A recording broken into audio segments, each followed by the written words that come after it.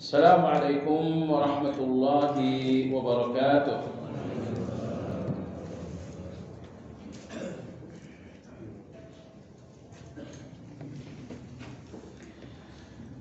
Alhamdulillah,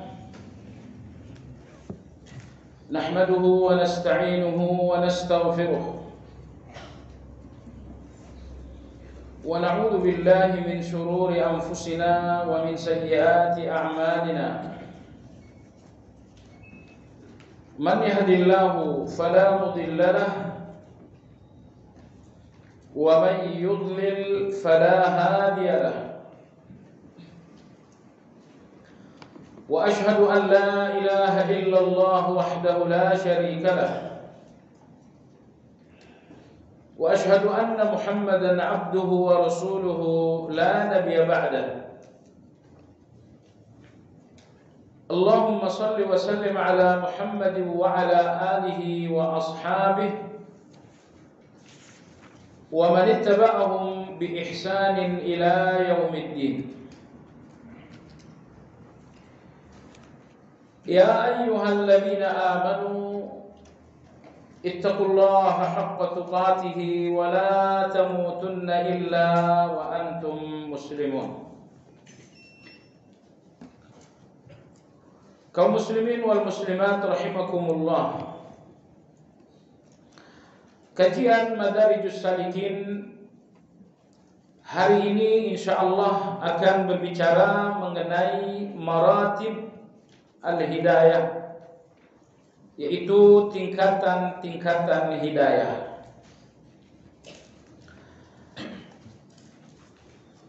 Sebuah doa dalam surat Al-Fatihah yang kita antarkan ke hadapan Allah dengan menyebutkan 5 Asmaul Husna.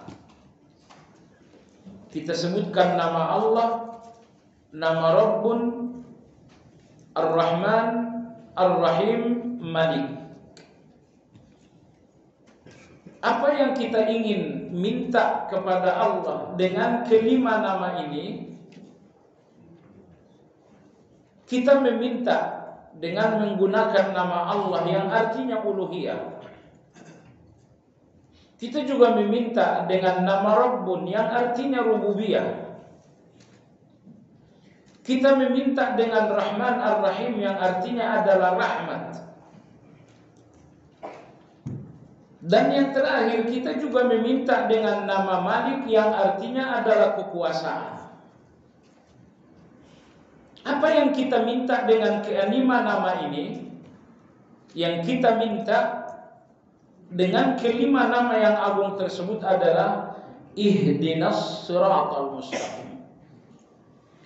Ya Allah, berikan kepada kami hidayah.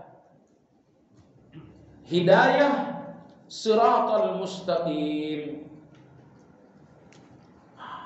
Nah, di sini Ibnu Qayyim rahimahullah mengajak kita untuk berdiskusi mengenai tingkatan-tingkatan hidayah tersebut. Tetapi tingkatan hidayah yang dimaksudkan oleh Imam Ibnu Qayyim rahimahullah adalah sebab ataupun gerbang. Apa saja yang menjadi sebab-sebab hidayah? Apa saja yang menjadi gerbang-gerbang hidayah bagi seseorang? Inilah yang akan diperbincang beliau sampaikan dalam judul tingkatan-tingkatan hidayah.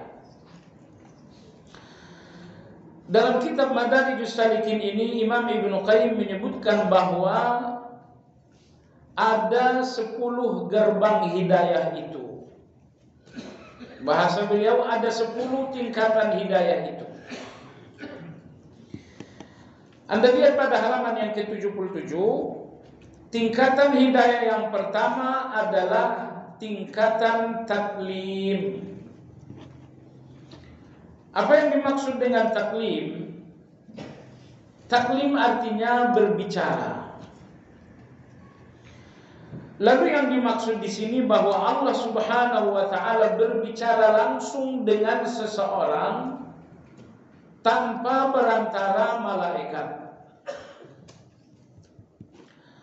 Berbicara langsung. dengan seseorang tanpa perantara malaikat. Pembicaraan langsung ini pembicaraan harfiah, bukan pembicaraan berupa ilham. Karena nanti akan kita lihat bahwa ilham itu ada 3 macam. Nah, jadi yang dimaksud dengan tingkatan hidayah yang pertama yaitu hidayah taklim, yang artinya pembicaraan langsung antara Allah dengan seseorang. Ini terjadi kepada beberapa nabi, namun dipastikan yang terjadi di dunia hanya dengan Nabi Musa alaihi salam saja.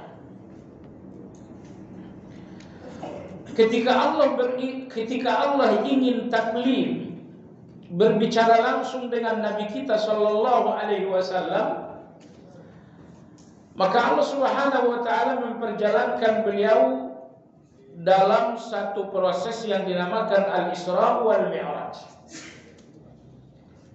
Sehingga taklim, pembicaraan langsung antara Allah dengan Nabi kita tidak berlangsung di dunia, tetapi berlangsung dalam perjalanan Mi'raj, lebih tepatnya di atas langit yang ke-7. Dan dalam pembicaraan tersebutlah Allah Subhanahu wa taala mewajibkan salat secara langsung kepada Nabi sallallahu alaihi wasallam. Lantas di antara nabi yang juga pernah diajak bicara oleh Allah Subhanahu wa taala, pembicaraan harfiah, Allah berbicara lalu Nabi menjawab, Nabi bertanya, Allah menjawab. Ini pun terjadi terhadap Nabi Ibrahim alaihi salam, lagi-lagi dalam perjalanan Isra wal Mi'raj. Karena dari ke-24 nabi yang pernah menjalankan atau menjalani Isra wal Mi'raj adalah nabi kita dengan Nabi Ibrahim alaihi salam.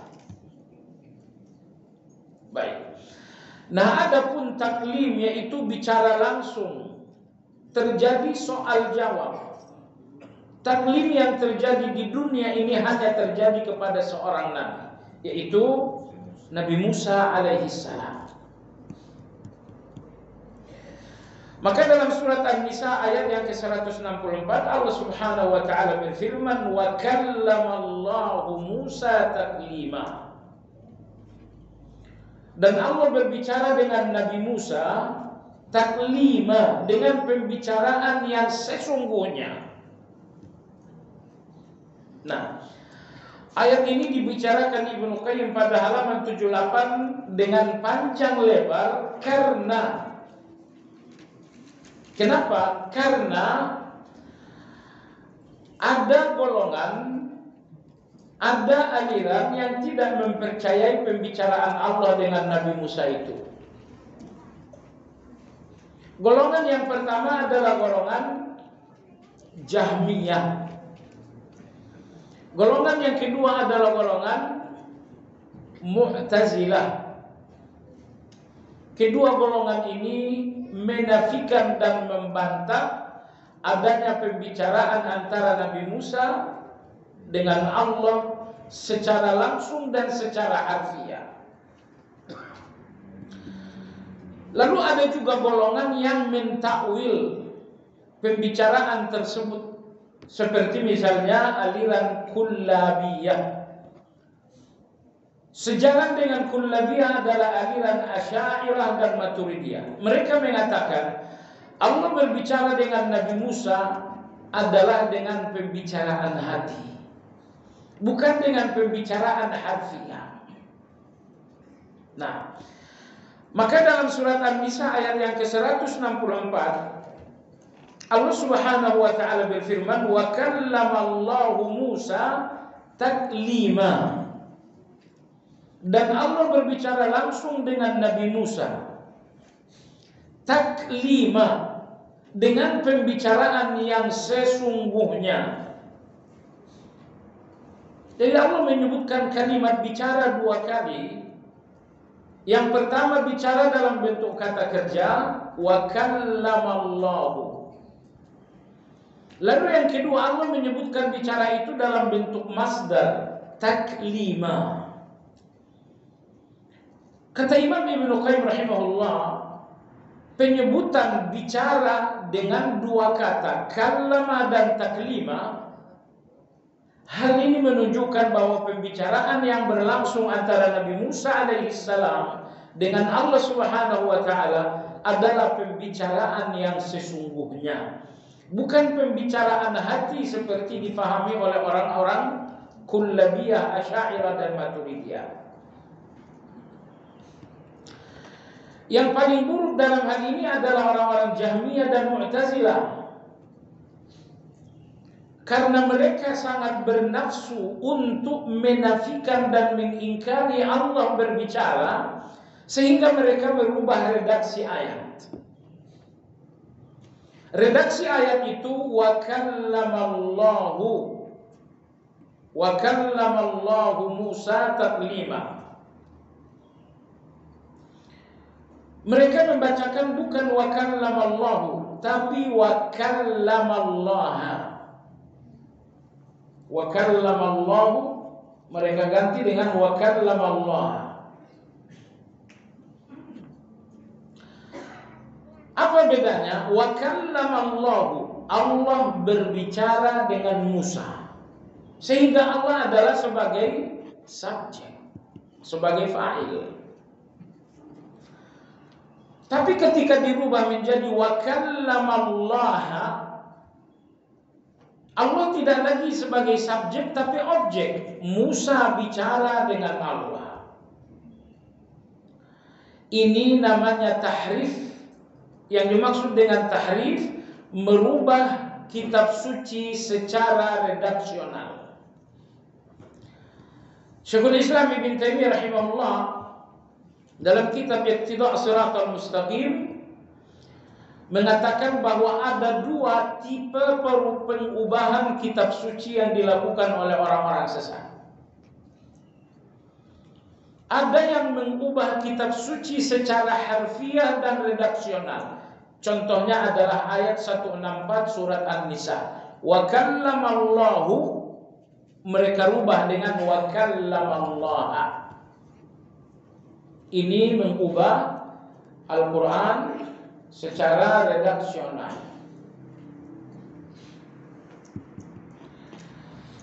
Lalu pengubahan yang kedua adalah pengubahan secara interpretasi. Redaksinya tidak dirubah, penafsirannya yang dirubah. Ini yang dilakukan seperti kalangan ahli ta'wil. Allah berbicara dengan Nabi Musa taklima, dengan bicara yang sesungguhnya, lalu mereka takwil itu bukan bicara harfiah, ada soal, ada jawab, tapi itu pembicaraan hati antara Allah dengan Nabi Musa. Ini namanya takwil, pengubahan kitab suci secara interpretasi. Kedua-duanya adalah kesesatan. Kesimpulan jemaah sekalian, bahwa cara pertama Allah memberikan hidayah adalah dengan cara berbicara langsung dengan seseorang. Dan di dunia hanya satu orang yang mendapatkan hidayah dengan cara seperti itu, yaitu Nabi Musa alaihissalam. Jemaah sekalian, berdasarkan Al-Quran, pembicaraan langsung atau taklim antara Nabi Musa dengan Allah Azza wa Jalla terjadi beberapa kali. Pertama adalah ketika Nabi Musa alaihissalam hendak kembali ke Mesir setelah 10 tahun berada di Madian. Merantau ke Madian setelah melakukan pembunuhan di Mesir, dan akhirnya beliau menikah dengan putri Madian. Setelah 10 tahun Nabi Musa alaihissalam kembali ke Mesir. Lalu pada suatu malam dalam perjalanan pulang ke Mesir, Nabi Musa tersesat. Malam itu malam yang sangat dingin.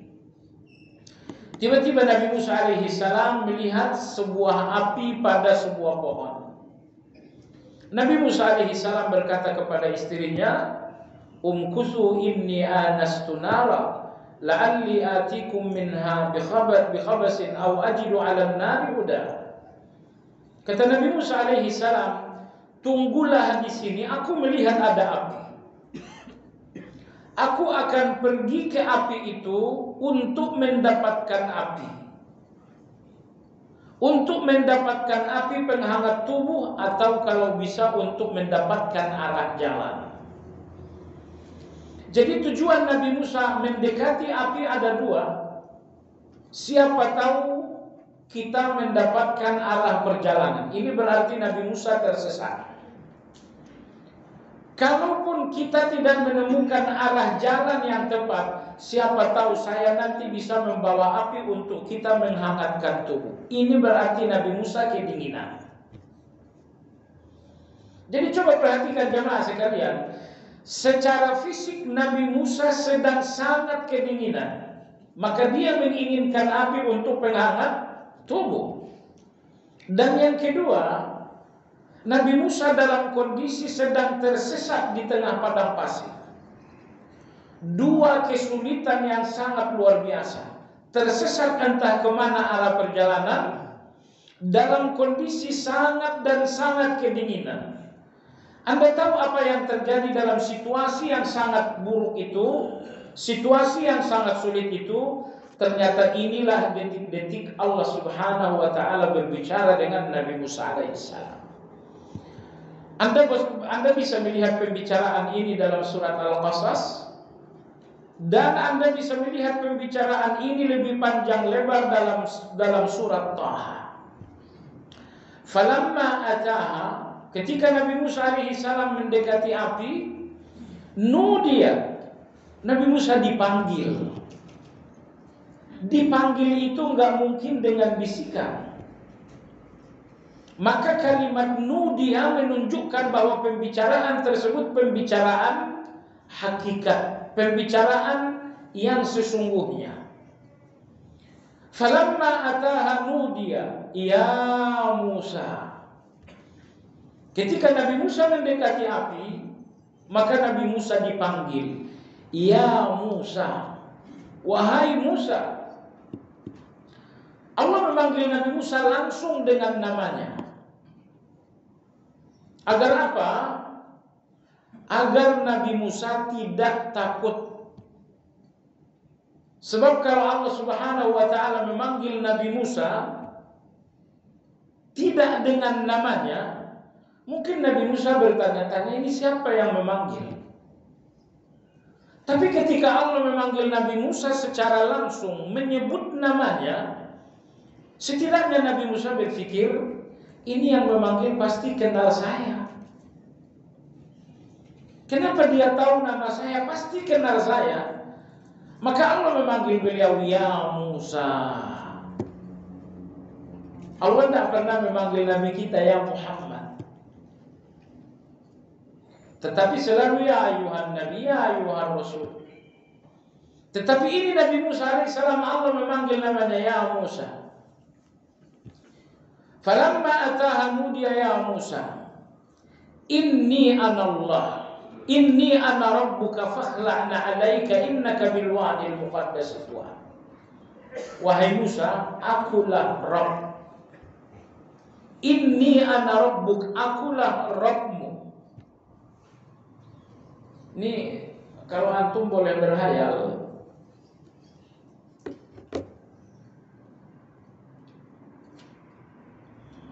sudah, ini pengikut ada 4.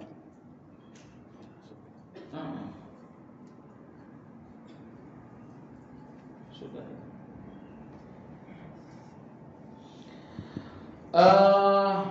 Kalau antum boleh berhayal, kira-kira gejolak apa yang terasa oleh Nabi Musa alaihi salam ketika Allah menyebutkan, ya Musa, inni ana rabbuka.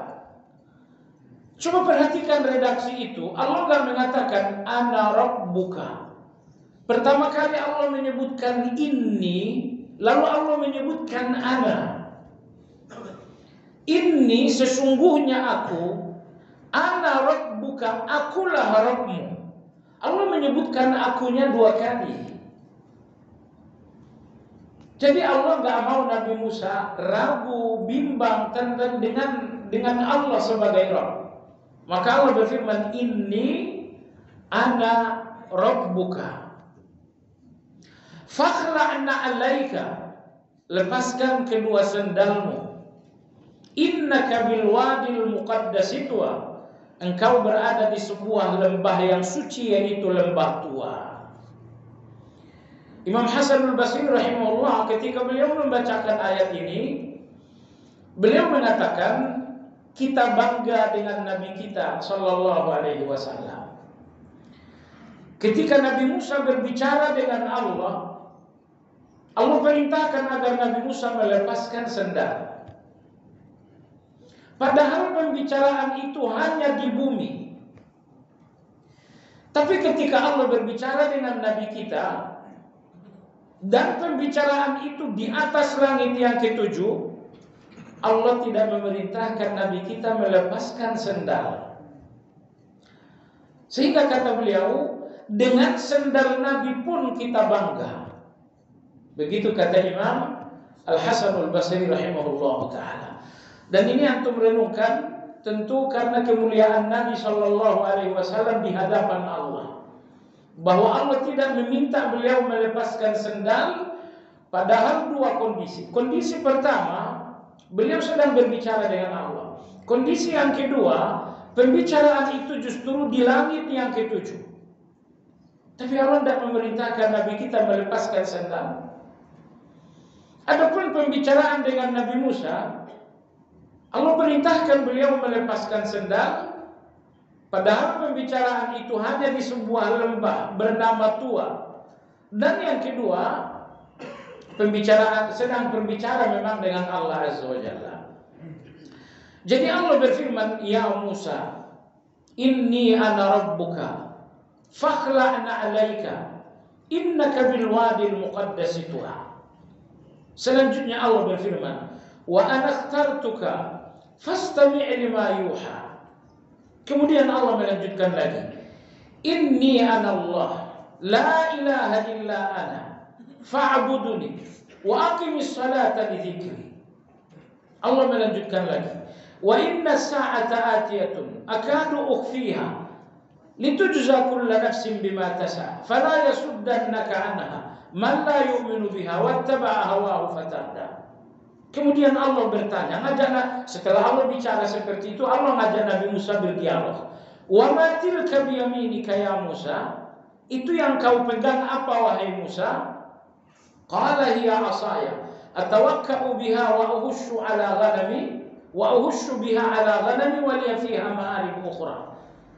Nabi Musa menjawab, ini tongkat untuk aku bersandar, untuk aku membawa barang, beban, dan untuk keperluan-keperluan lain. Setelah Nabi Musa menjawab, Allah bertanya lagi. Allah memerintahkan, qala alqiha ya Musa. Wahai Musa, coba kau lemparkan tongkat. Fa'alqaha fa'idha hiya hayyatun tas'a. Nabi Musa melemparkan tongkat, lalu berubah menjadi ular tas'a yang berjalan. Bukan berubah menjadi ular lalu diam, tapi berubah menjadi ular dan berjalan. Allah berfirman, qala khudhha wa la takhaf. Ambillah ular itu, sanu'iduha siratal ula. Aku akan mengubahnya menjadi tongkat lagi. Wadmum yadaka ila janahika takhruju bayda'a min ghairi su'in ayatan ukhra. Sekarang coba masukkan tanganmu ke lengan bajumu, niscaya dia akan menjadi putih, dan itu sebagai tanda berikutnya bahwa engkau seorang nabi. Kemudian di ujung pembicaraan Nabi Musa alaihi salam berkata, Rabbi, karena Allah memerintahkan beliau, idhhab ila fir'auna innahu tagha. Wahai Musa, aku memilihmu seorang rasul dan aku memberikanmu 2 mukjizat, yaitu tongkat kemudian tanganmu bersinar jika engkau masukkan ke dalam lengan. Dengan kedua ayat itu, dua tanda itu, mukjizat itu, pergilah kepada Firaun, karena Firaun telah melampaui batas. Lalu kemudian Allah Subhanahu wa ta'ala, Nabi Musa berkata, qala rabbi shrah li sadri wa yassir li amri wahlul 'uqdatam min lisani yafqahu qawli waj'al li waziran min ahli Harun akhi ushdud bihi azri wa ashrikhu fi amri kay nusabbihaka katsiran wa nadhkuraka katsiran innaka kunta bina basira. Qala qad utita su'laka ya Musa wa laqad mananna 'alaika marratan ukhra id auhayna ila ummika ma yuha, sampai akhir. Jadi inilah pembicaraan pertama antara Nabi Musa alaihi salam dengan Allah, yaitu dalam perjalanan pulang dari Madian ke Mesir. Ini pembicaraan pertama. Pelajaran penting buat Anda adalah, perhatikan, Allah berikan nikmat terbesar kepada Nabi Musa dalam satu kondisi di mana Musa sedang berada dalam kesulitan yang sangat berat. Nikmat terbesar bagi Nabi Musa bahwa dia menjadi Rasul. Dan nikmat terbesar sebagai Rasul bahwa Allah mengajaknya berbicara. Namun kapankah nikmat terbesar ini Allah berikan kepada Nabi Musa? Jawabannya, sewaktu Nabi Musa berada dalam satu himpitan kesulitan. Kesulitan pertama, tersesat di tengah Sahara. Beliau pun tersesat bukan di siang hari, tapi di malam hari. Malam hari itu pun bukan malam yang biasa, tapi malam yang super dingin. Ini tiga kesulitan yang sangat berat bagi Nabi Musa. Tapi justru dalam himpitan tiga kesulitan inilah Allah berikan nikmat terbesar untuk Nabi Musa alaihissalam. Jadi Anda gak usah terlalu berat hati dengan ujian, dengan kesulitan, dengan cobaan. Karena boleh jadi di dalam ujian itu Allah akan memberikan Anda nikmat yang sangat luar biasa, seperti layaknya nikmat yang Allah berikan kepada Nabi Musa alaihissalam. Ini pertama. Lalu pembicaraan yang kedua, ketika Nabi Musa alaihissalam sudah melewati, Nabi Musa sudah menyeberangi lautan. Beliau dikejar oleh Firaun dan tentaranya. Sesampainya di pantai, kemudian terjadilah mukjizat yang kedua. Terjadilah mukjizat, Allah berfirman, "Anidrib bi'asakal bahr." Wahai Musa, pukullah laut itu dengan tongkatmu. Kemudian laut pun menjadi kering, bahkan membentuk 12 jalan sesuai dengan marga dan suku Bani Israel yang terdiri dari 12 suku. Sewaktu Nabi Musa melewati lautan yang telah dikeringkan itu, Nabi Musa alaihissalam berkata, kata Nabi Musa, nanti setelah kita sampai di pantai, kita lepas dari kejaran Firaun, saya akan berdoa kepada Allah agar kita mendapatkan kitab suci. Karena sampai saat itu Nabi Musa belum memiliki kitab suci. Nah, alhasil setelah Nabi Musa sampai di pantai, lalu Nabi Musa pun melihat bagaimana Fir'aun dengan seluruh tentaranya tenggelam. Lalu kemudian Allah Subhanahu wa ta'ala mengundang Nabi Musa untuk berbicara yang kedua kalinya. Namun pembicaraan yang kedua kalinya ini adalah sekaligus untuk memberikan kitab Taurat. Berbeda dengan Al-Quran yang diturunkan secara gradual, secara berangsur-angsur. Adapun Taurat Allah berikan dalam bentuk kitab kepada Nabi Musa alaihissalam. Maka dalam pertemuan yang kedua ini pun Allah berbicara dengan Nabi Musa alaihissalam. Bahkan dalam pertemuan yang kedua ini Nabi Musa mengajak orang-orang terbaik Bani Israel. Allah memerintahkan, ajaklah orang terbaik di antara umatmu untuk ikut Lalu Nabi Musa mengajak mereka. Allah berbicara dengan Nabi Musa, mereka mendengarkan pembicaraan itu, tapi setelah pembicaraan selesai mereka mengatakan, qalu lan nu'mina laka hatta narallaha jahara. Wahai Musa, kami tidak mengimanimu walaupun kami telah mendengarkan pembicaraan itu sampai kami melihat Allah itu dengan sejelas-jelasnya. Bayangkan betapa kerasnya hati Bani Israel itu. Ya, dalam kisah disebutkan, ada dalam tafsir Ibnu Katsir, detik-detik Nabi Musa berbicara dengan Allah, muncul cahaya yang gak bisa mereka tentang. Lalu berlangsunglah pembicaraan itu. Mereka dengarkan secara langsung. Setelah Nabi Musa selesai berbicara dengan Allah Azza wa Jalla, mereka menyampaikan kalimat yang tadi. Mereka mengatakan, wahai Musa, kami tidak lagi mau beriman sampai kami melihat Allah itu dengan sejelas-jelasnya. Apa yang terjadi? Fa'akhadhathumus sa'iqah. Maka Allah Subhanahu wa taala membuat mereka semua menjadi mati. Mereka berjumlah 70 orang. Ke-70 orang ini mati saat itu juga. Kenapa? Karena tuntutan mereka tuntutan yang sangat besar. Allah sudah perdengarkan kepada mereka kalam.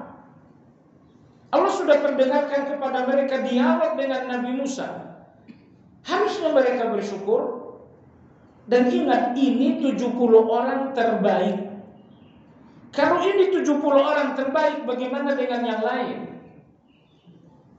Karena konon Nabi Musa melarikan diri dari Fir'aun dengan jumlah umat kurang lebih 600.000. Ternyata dari 600.000 itu yang terbaik hanya 70 orang. Waqtara Musa min qaumihi 70 rajulan limiqatina. Nabi Musa memilih hanya 70 orang yang layak diajak untuk mendengarkan pembicaraan dengan Allah Azza wa Jalla. Ini 70 terbaik. Bagaimana dengan yang lain? Jadi coba perhatikan, mereka dengarkan pembicaraan itu dengan langsung.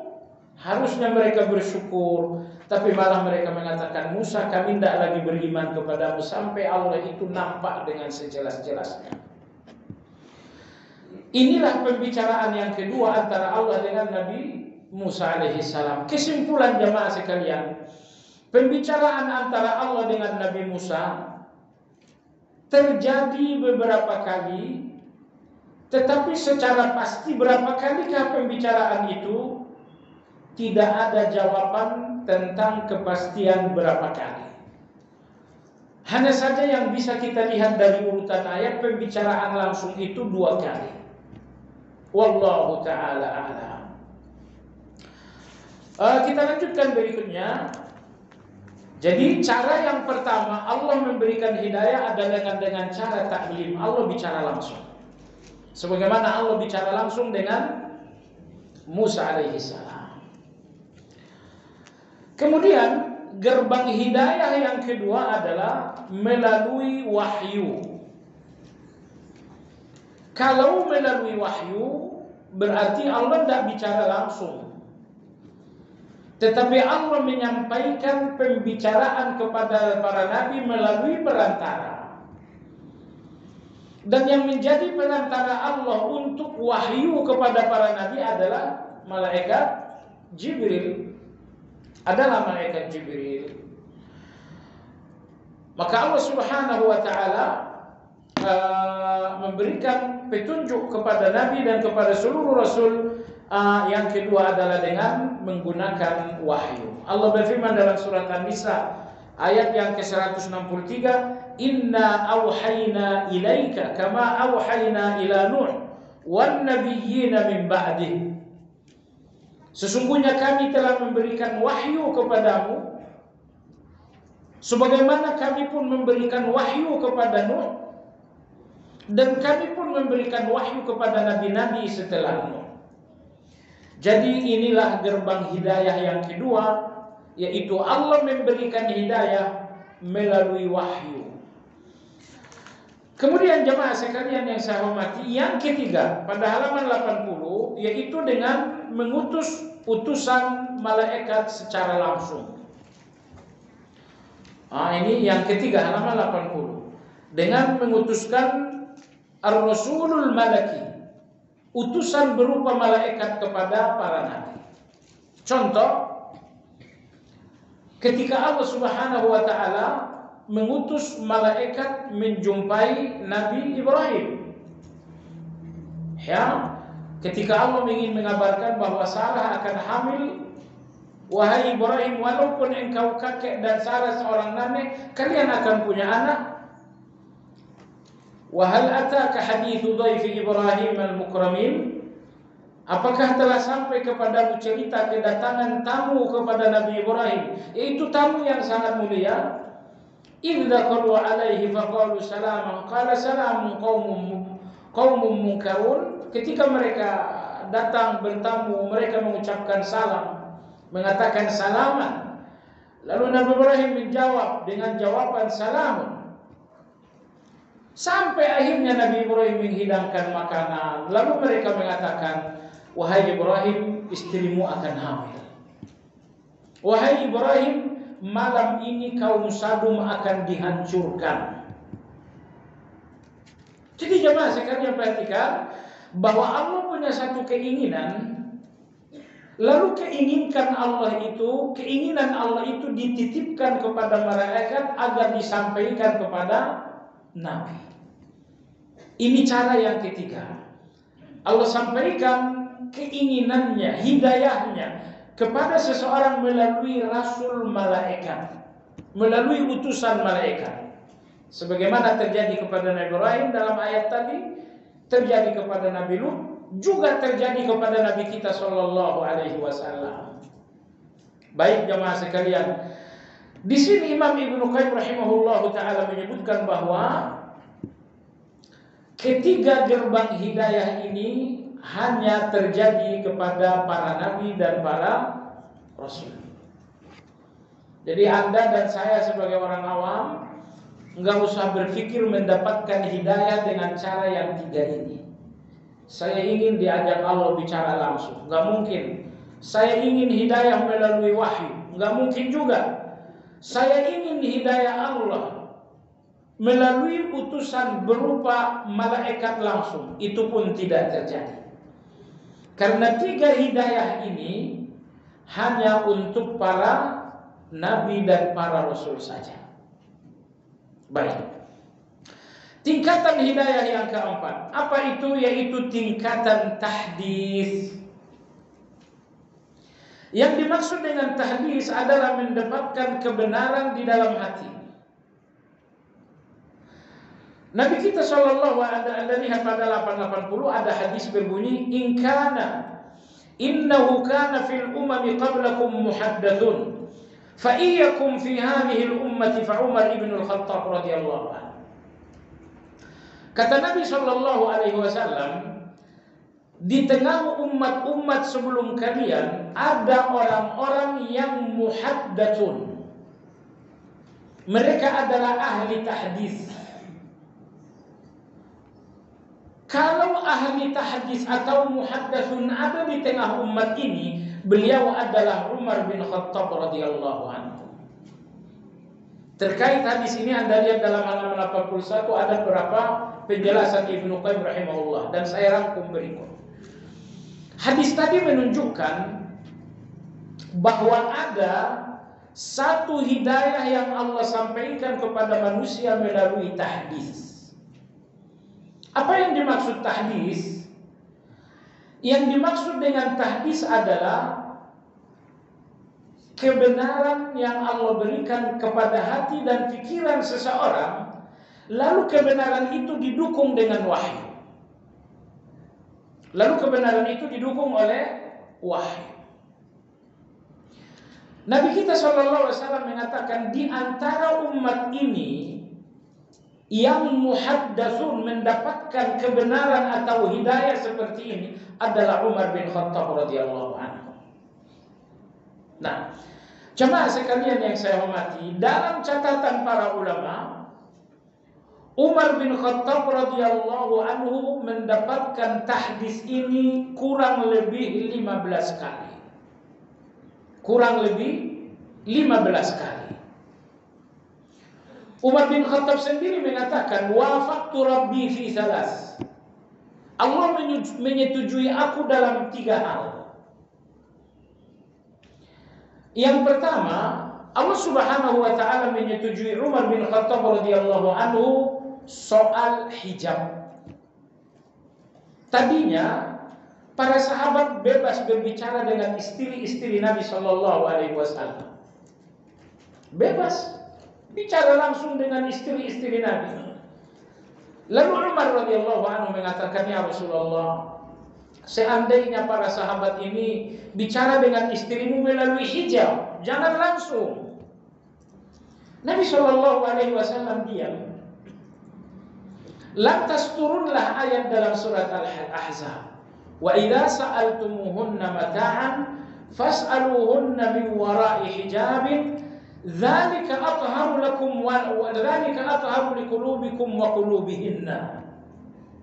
Allah berfirman, wahai kalian para sahabat, apabila kalian ingin berbicara dengan istri-istri Nabi, bicaralah melalui balik tabir.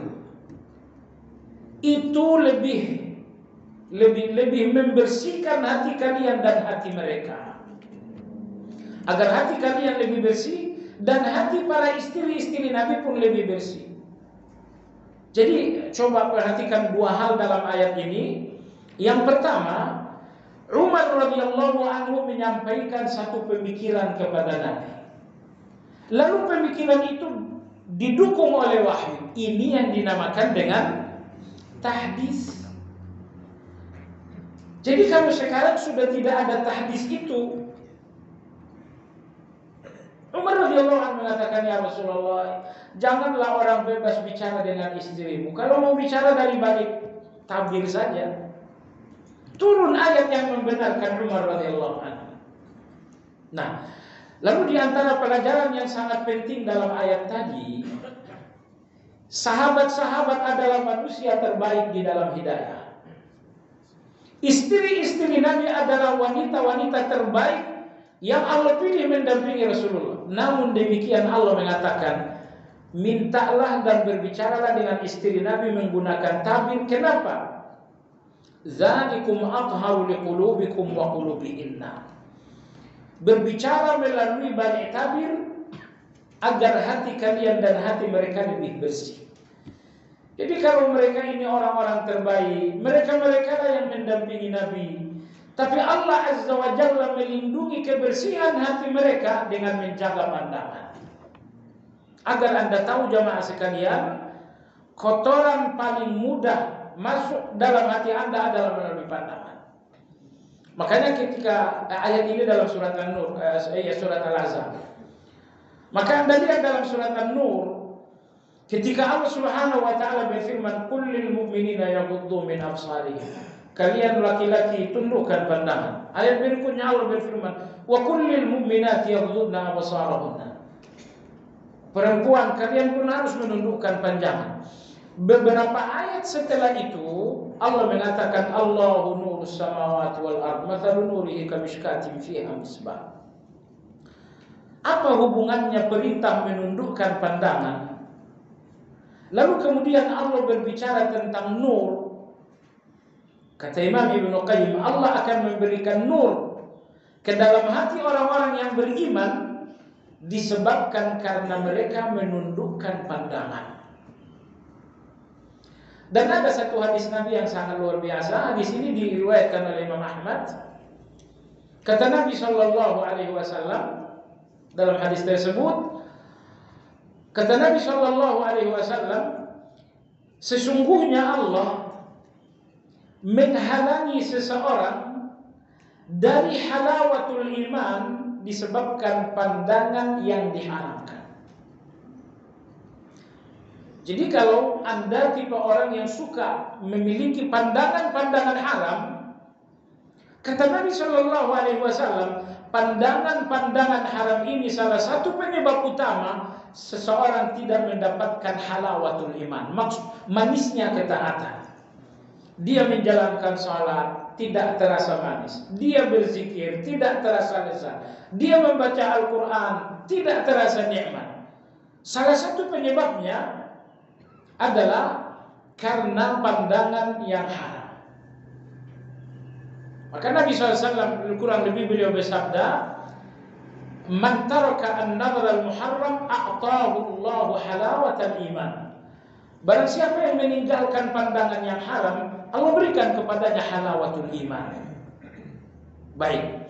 Kembali kepada Umar radhiyallahu anhu, ini contoh pertama bagaimana Umar memberikan satu usulan kepada Nabi SAW, lalu usulan itu direstui oleh Allah melalui wahyu.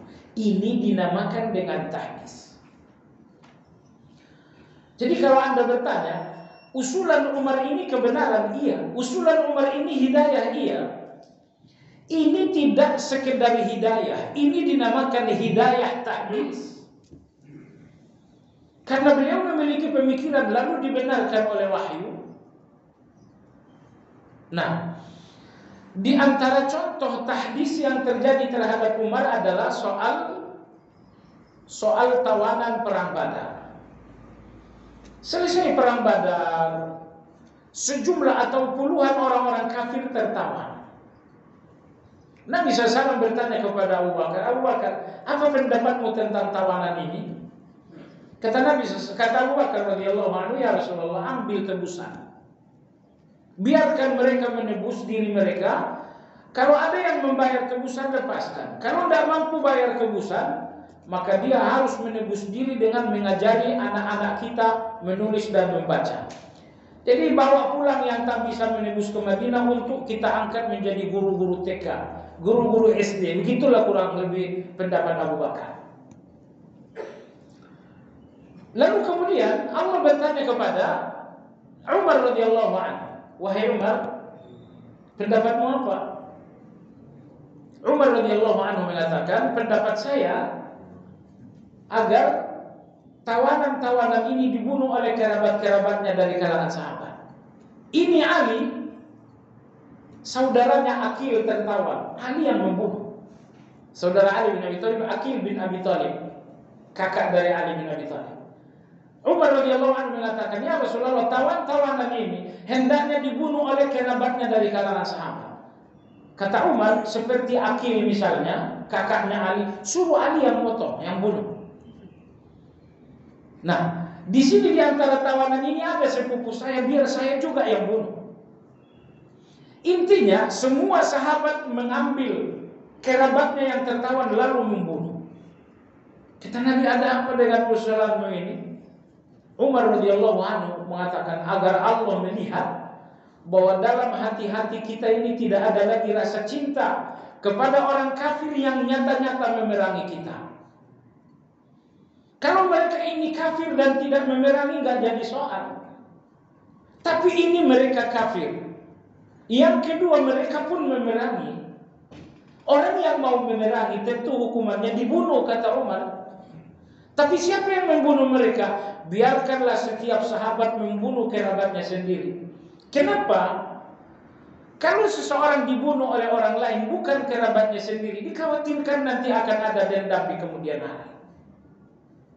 Misalnya, ketika saudara saya tertawan yang membunuh orang lain, bagaimanapun saya akan terganggu melihat orang lain ini esok dan lusa.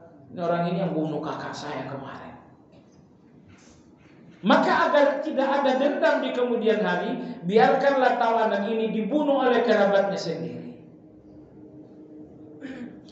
Ternyata jemaah sekalian yang saya hormati, dari dua pendapat ini Nabi SAW menjalankan pendapat Abu Bakar radhiyallahu anhu. Umar radhiyallahu anhu lapang dada saja pendapatnya, tidak diterima Nabi SAW. Ternyata keesokan harinya Umar radhiyallahu anhu menjumpai Nabi SAW dan Umar sedang menangis.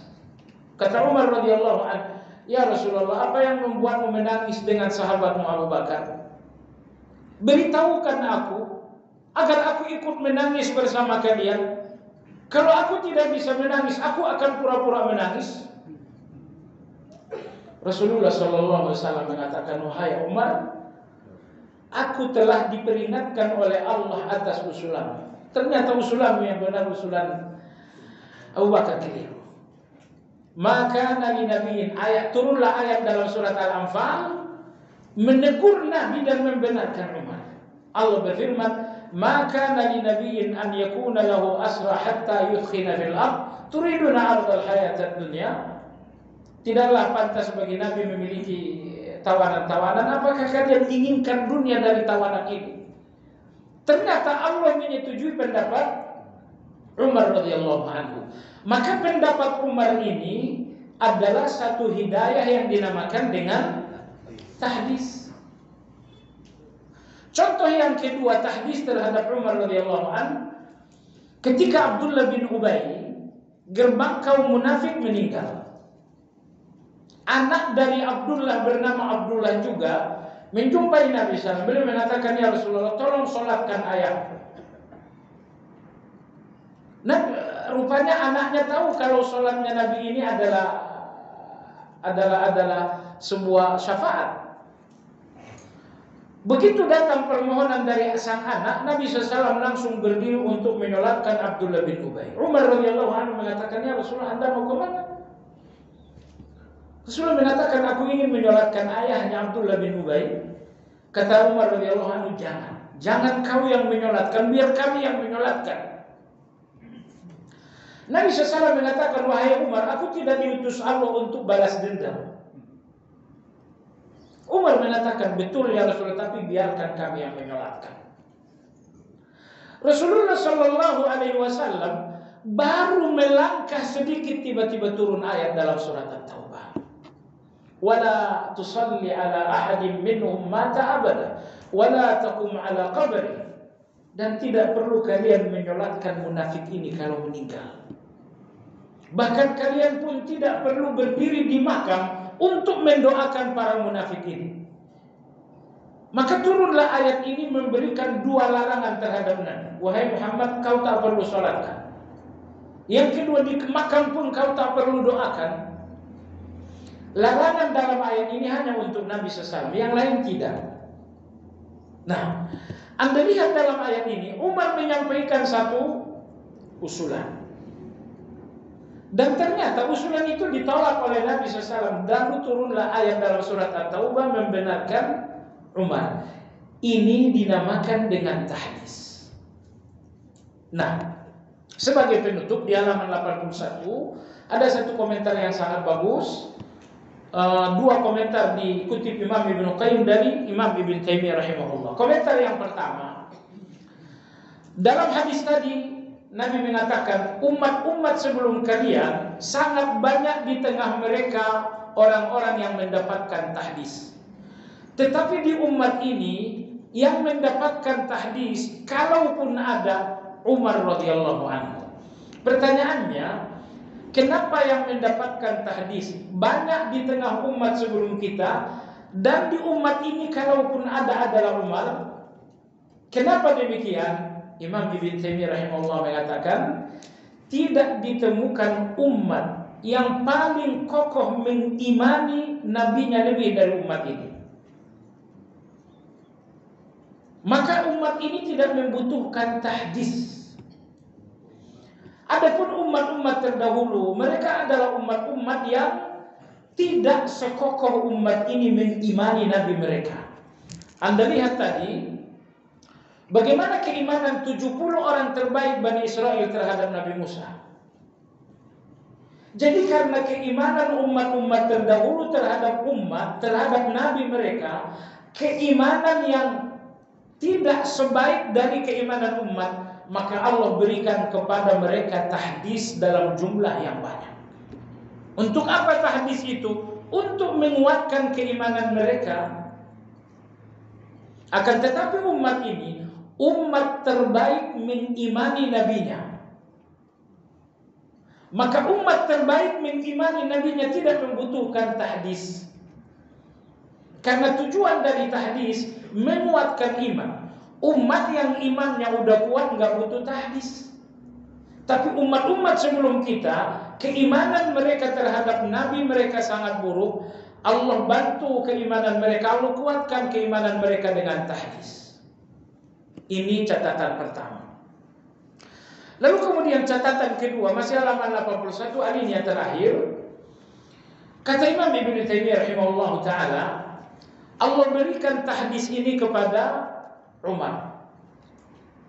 Sementara Allah tidak memberikan tahdis ini kepada orang yang lebih baik dari Umar, yaitu Abu Bakar. Kenapa demikian?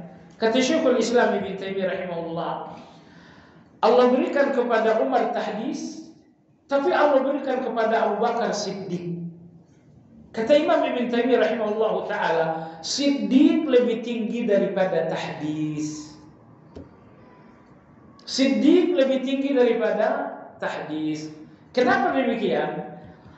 Pertama, karena Siddiq itu langsung Allah yang menyebutkannya kepada Abu Bakar radhiyallahu anhu. Dalam surat Az-Zumar Allah berfirman, "Wallazi jaa'a bis-sidqi wa saddaqa bihi ulaika humul muttaqun. Lahum ma yasha'una 'inda rabbihim dzalika jazaa'ul muhsinin." Lalu yang kedua, tahdis itu hanya kebenaran setelah wahyu turun. Sebelum wahyu turun, tahdis itu bukan kebenaran. Makanya tadi ketika Umar menyampaikan tahdis kepada Nabi SAW, Nabi mengabaikan, lalu turunlah wahyu yang membenarkan. Nah, adapun Siddiq itu dari awal adalah kebenaran. Maka oleh sebab itu Imam Ibn Taimiyah mengatakan, Siddiq pada Abu Bakar lebih tinggi daripada tahdis yang terjadi kepada Umar. Sebagai penutup pada halaman 82, di sini Imam Ibnu Qayyim rahimahullah taala ingin mengkritik sebagian orang-orang tasawuf. Karena ada sebagian orang-orang tasawuf yang mengatakan, haddatsani qalbi an rabbi.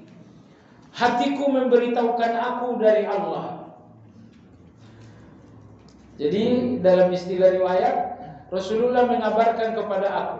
Enggak, sebagian tasawuf mengatakan Allah mengabarkan kepada hatiku. Mereka menyebutnya ini tahdis. Kata Ibnu Qayyim, ini palsu. Ini tahdis palsu. Kenapa? Karena tahdis yang sesungguhnya dibenarkan oleh wahyu. Kalau tahdis kaum tasawuf ini, apa yang membenarkannya? Maka tahdis yang tadi kata beliau dari orang tasawuf adalah tahdis imitasi, enggak benar. Baik, coba sekalian yang saya hormati, sampai di sini berarti ada 4 hidayah: taklim, wahyu, rasul, malaikat, lalu 3-tiganya ini untuk para nabi. Adapun hidayah untuk kita semuanya adalah nomor 4 dan selanjutnya. Nomor 4 adalah tahdis, dan berikutnya insyaallah akan kita lanjutkan pekan depan insyaallah taala. Demikian, mudah-mudahan bermanfaat.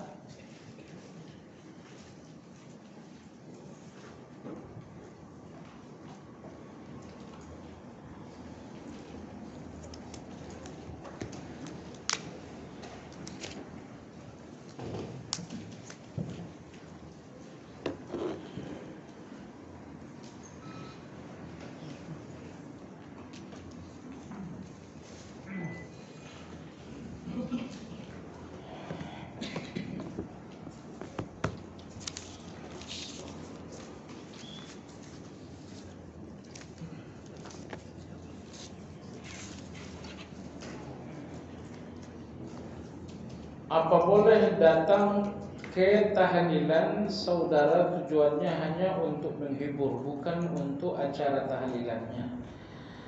Kalau tujuannya untuk menghibur, jangan datang pada waktu tahlilan. Karena pada waktu tahlilan orang banyak, saudara Anda terhibur. Nanti kalau tahlilan udah bubar, suasana sepi, Anda datang untuk menghibur.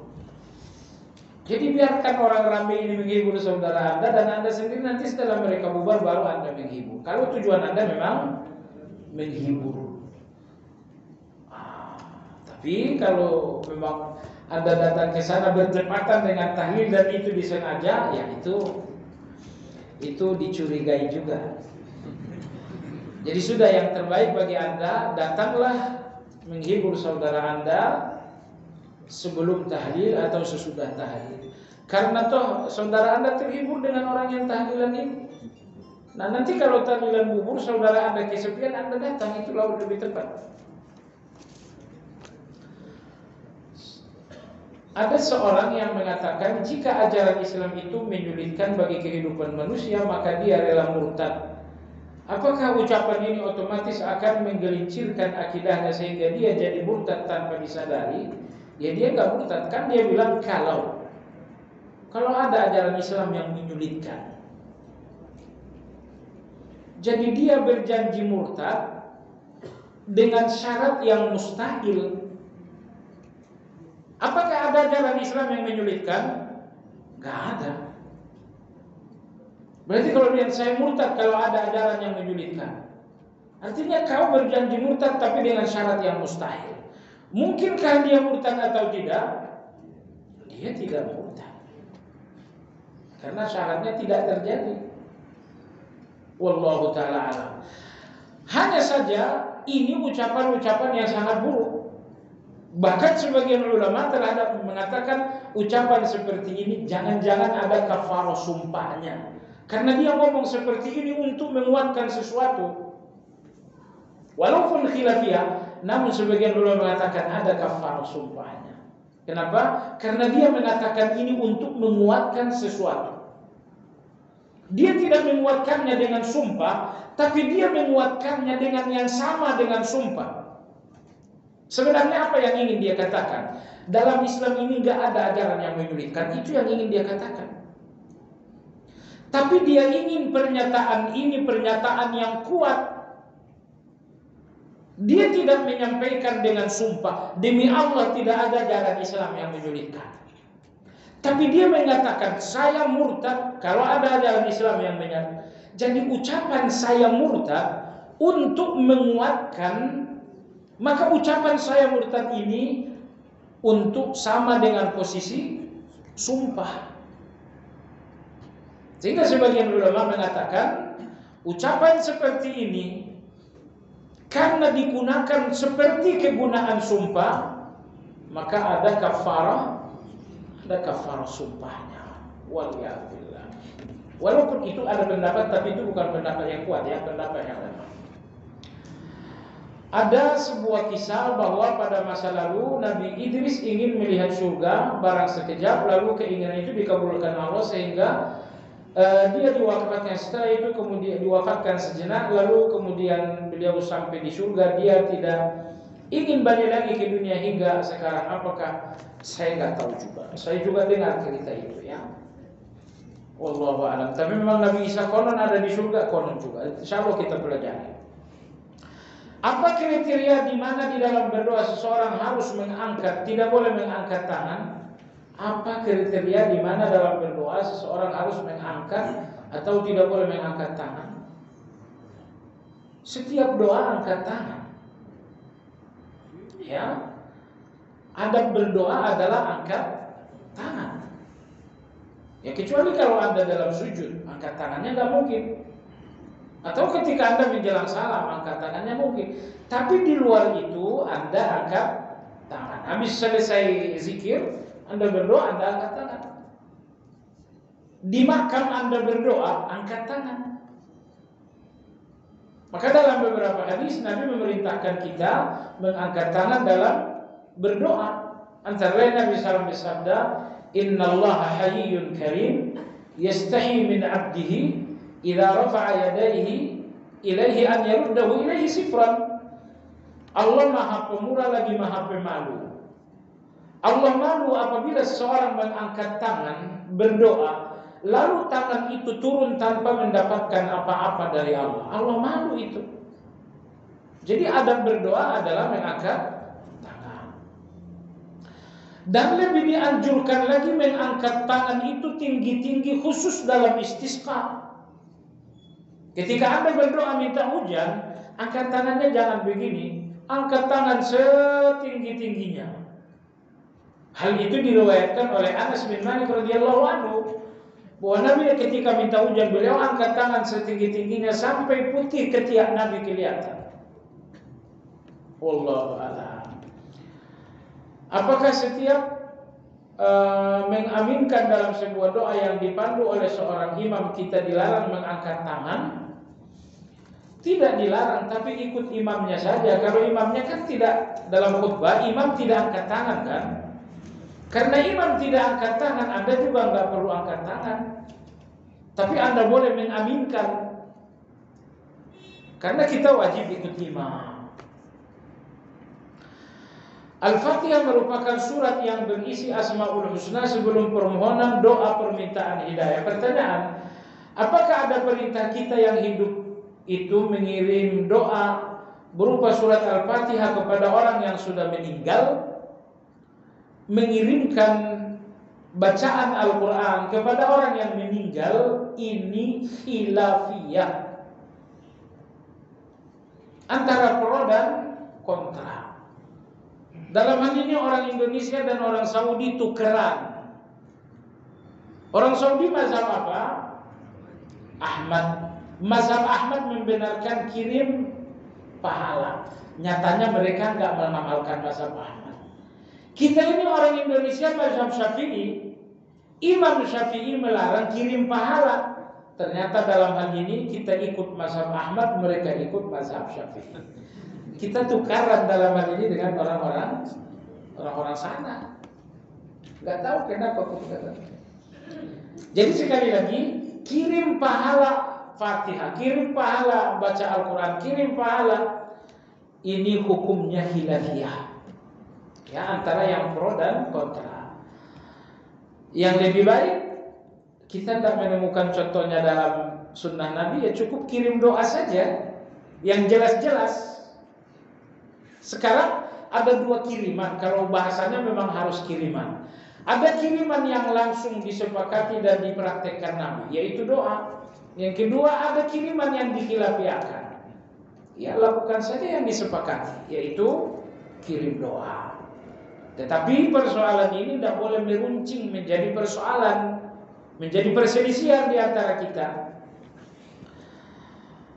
Kami dengar dalam pengajian-pengajian saat mau mulai pengajian para ustaz menyebut orang-orang saleh yang sudah meninggal untuk dikirimkan doa Al-Fatihah. Ya, kepada Fulan bin Fulan Al-Fatihah. Nah, itu termasuk.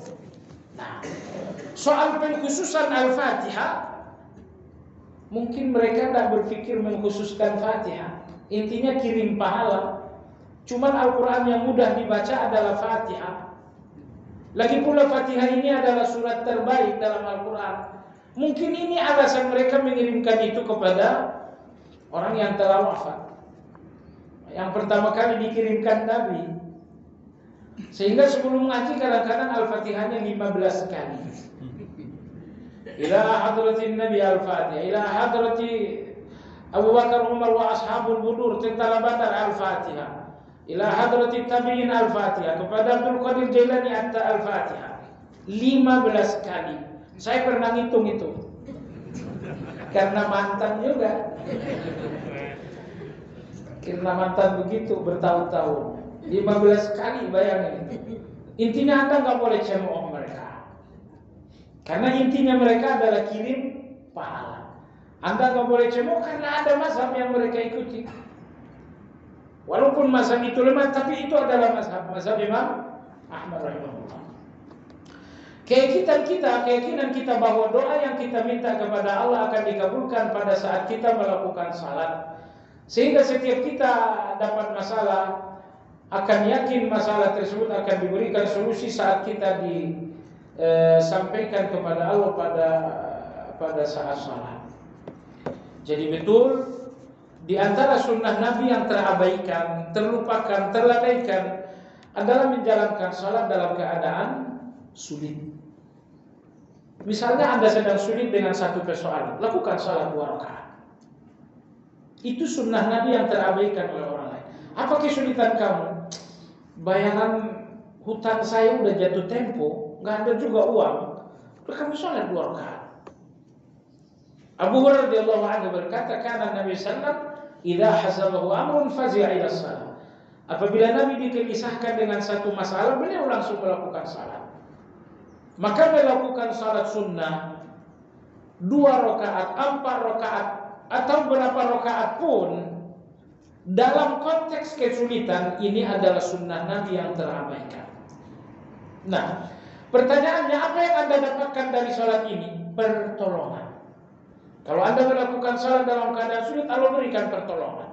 Mana dalilnya? Allah berfirman, wasta'inu bis-sabri was-salah. Jadikanlah sabar dan salat sebagai pertolongan untuk kalian. Maka Allah sebutkan sabar Anda, salat Anda adalah pertolongan.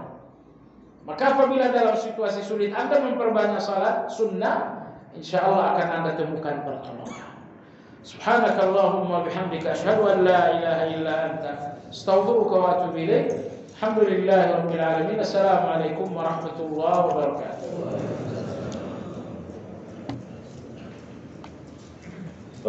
Belum dimatiin.